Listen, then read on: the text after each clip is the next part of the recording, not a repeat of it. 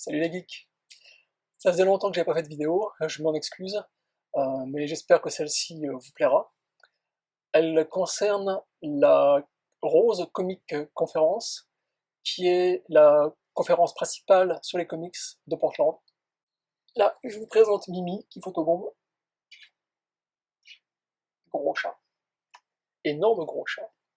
La conférence a lieu du vendredi au dimanche. J'y étais le vendredi après-midi avec ma femme, et je vais vous montrer ça en vidéo.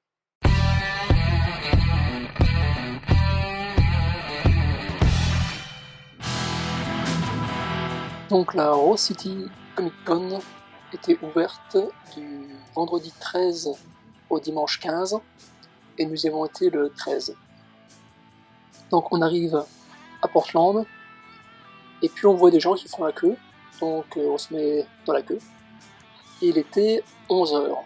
On attend patient jusqu'à 11h10 et puis les portes s'ouvrent, on s'avance et on se fait refouler parce qu'en fait ça, c'était l'entrée pour ceux qui avaient payé des entrées spéciales, ils avaient des badges spéciaux, généralement un badge pour les 3 jours, etc.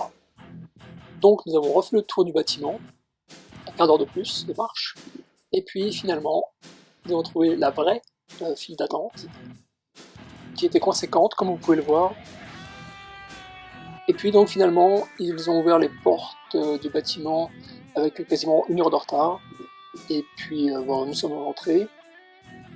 Il y avait une aire réservée au gaming, notamment le rétro gaming, et nous nous sommes dit au début que nous irions là une fois que nous aurions terminé de visiter la conférence en elle-même, mais franchement on était morts et nous n'avons pas été voir, donc je suis un petit peu déçu à ce niveau-là. Et puis donc nous avons été patientés et petit à petit la foule est arrivée.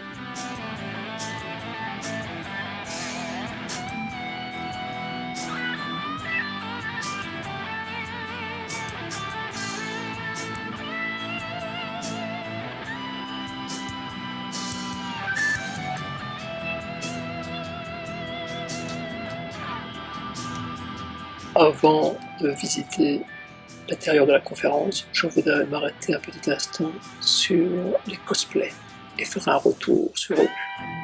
On était tous les deux impressionnés par la qualité des cosplays en général.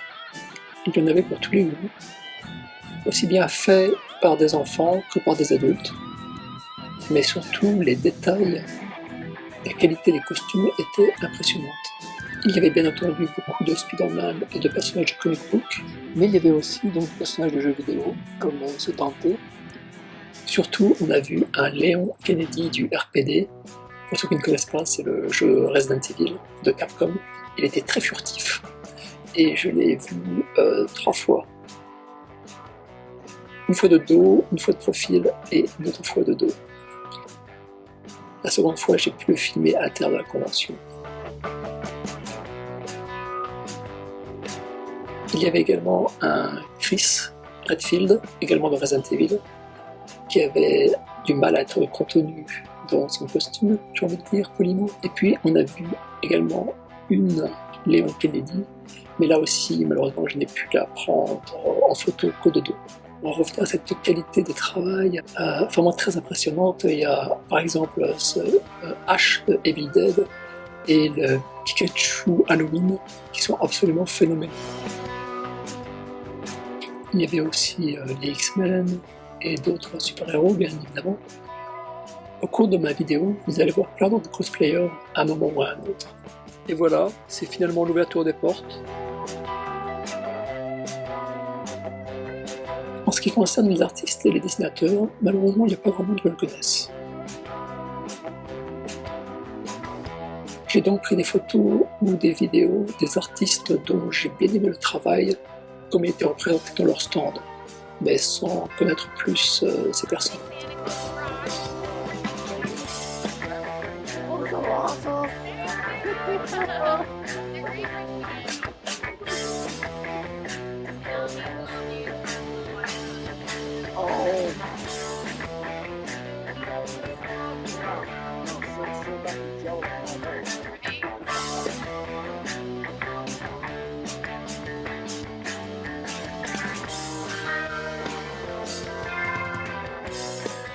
Il y a bien évidemment eu quelques noms célèbres, comme par exemple Greg Rucka.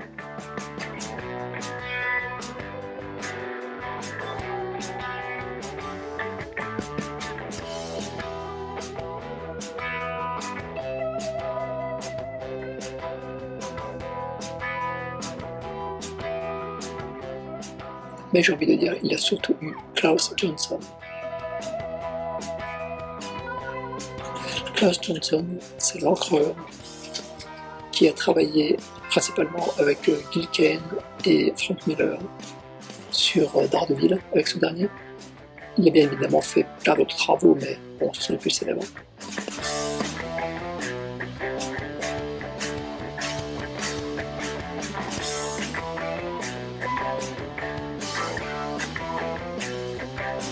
Ce type-là était vraiment très rigolo, il avait un speech tout préparé. Et d'après ce que j'ai compris, c'est l'artiste qui a notamment travaillé sur The Walking Dead et sur les super-héros Marvel zombifiés.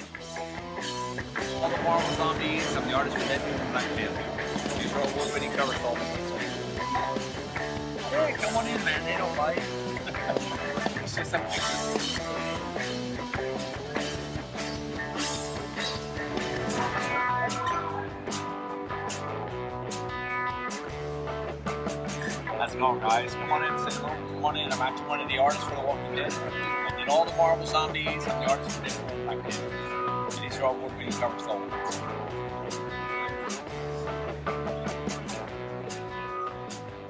Il y avait bien évidemment aussi Neil Adams, qui était tout seul quand je suis arrivé, mais c'est peut-être parce que la convention venait juste d'ouvrir ses portes.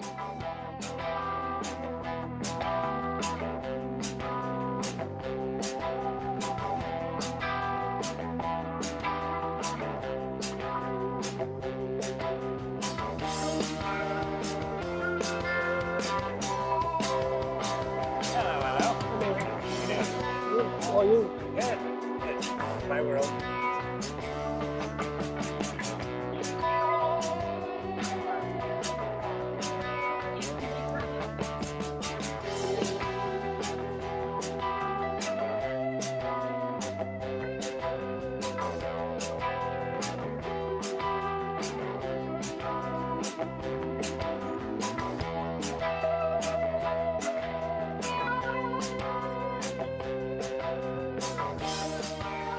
J'ai beaucoup aimé le style de cet artiste, et c'est un style, j'ai l'impression, qui est en vogue, où on reprend une technique des années 30-40, mais on l'actualise, on la modernise. Il y a plusieurs autres artistes qui travaillent dans le même genre.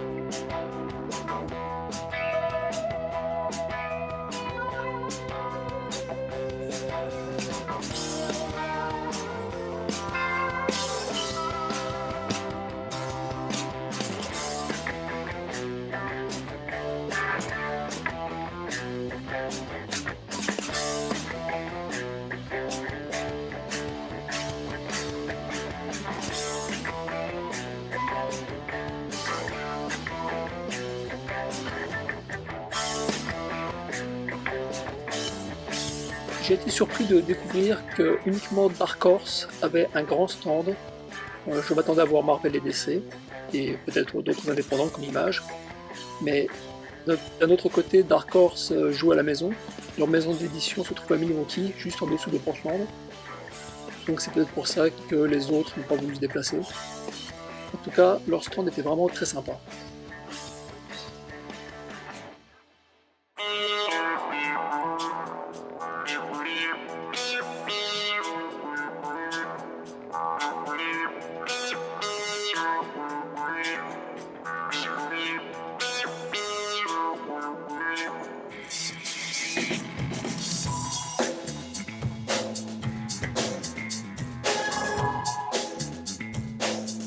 Bien évidemment, il y avait des comics, mais franchement, c'était quand même décevant. D'une part, les comics à 1$ ou 50 cents n'étaient pas intéressants du tout. Il y avait, j'ai envie de dire, Superman, Batman, Spider-Man, des trucs relativement récents ou en très mauvais état. Et puis d'un autre côté, les comics qui eux étaient intéressants coûtaient une fortune. Ce qui m'a complètement refroidi. Moi qui espérais quand même m'acheter quelques comics Atlas, j'ai vraiment été très déçu à ce niveau-là.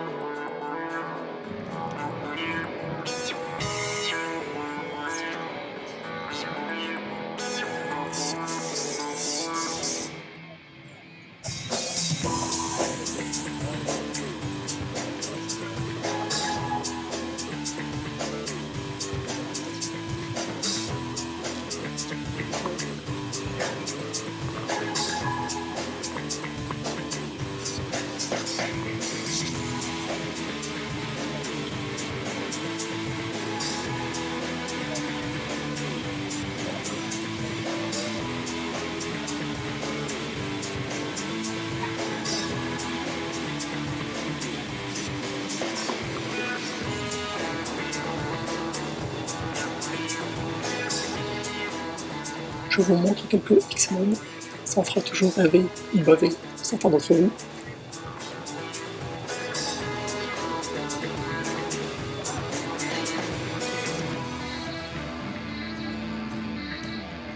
Ah bon, moi j'aurais bien voulu m'acheter des Captain Marvel par Gilken ou par James Starlin, mais bon, j'ai pas 40$, 60$, 70$ à mettre dans un seul numéro.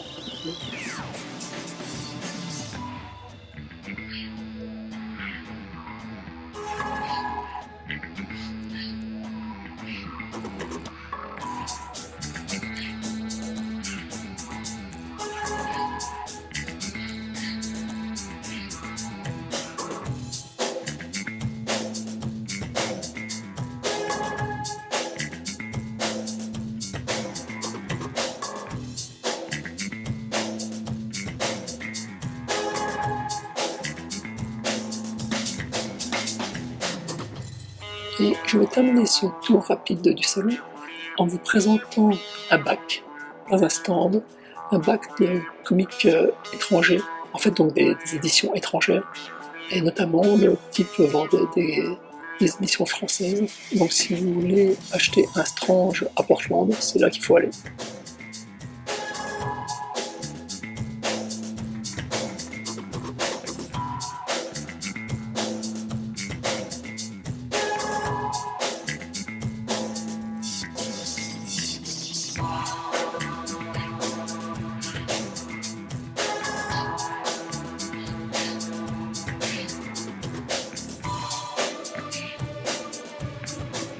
On va voir ce que nous avons trouvé.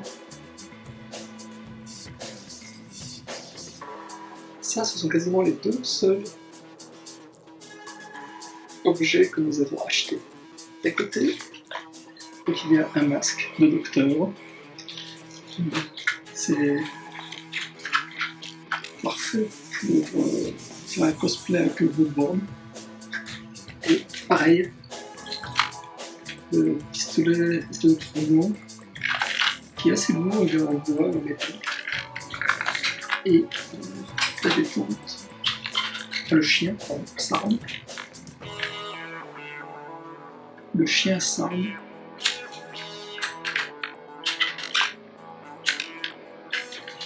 Et on peut le tirer, entre guillemets. J'ai également récupéré le badge Hellboy. Et le fascicule Zerges, je ne suis pas sûr comment ça se prononce. Le prochain projet de Frank Miller, le dernier projet de Frank Miller avec Dark Horse. Il y a 12 pages petit fascicule gratuit. J'avais lu que, justement, pour venir travailler beaucoup en double page sur ce projet, afin d'explorer le médium d'une façon un peu plus originale. Donc, il travaillait beaucoup en faisant des double pages. Ça me permet aussi de travailler plus vite, je sais pas. Le fameux programme.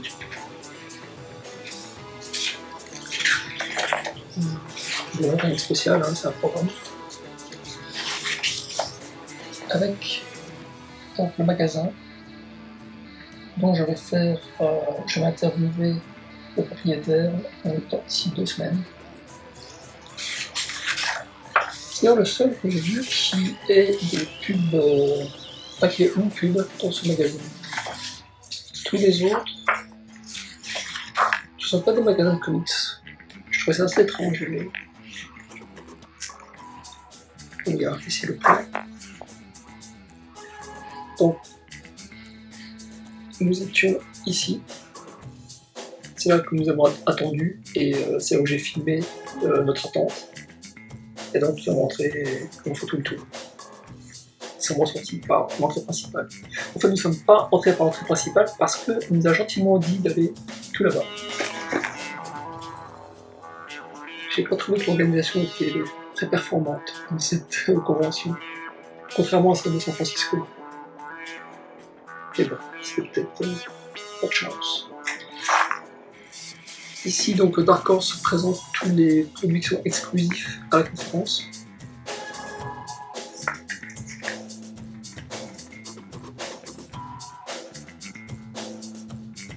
Et puis bon, voilà, c'est les différents panels, différentes interviews, les gens qui ont des photos, etc.